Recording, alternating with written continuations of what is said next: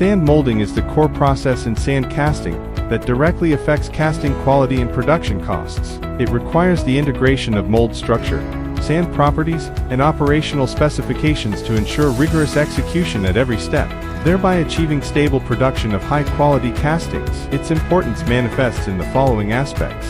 Ensuring uniform sand compaction. Insufficient compaction reduces sand mold strength, leading to collapse or deformation during pouring. Overcompaction may restrict molten metal flow or cause porosity defect. Controlling surface quality. Sand grains must evenly adhere to the mold surface during filling to avoid localized looseness or voids. Failure to do so results in defect like sand holes or sand adhesion. Sand grains embedded in the casting surface.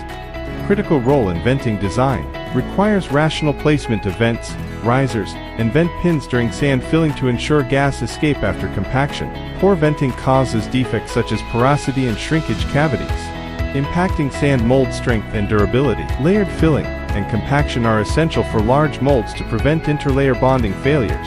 Uneven distribution of binders, for example, in resin sand, may cause sand erosion or mold fracture during pouring.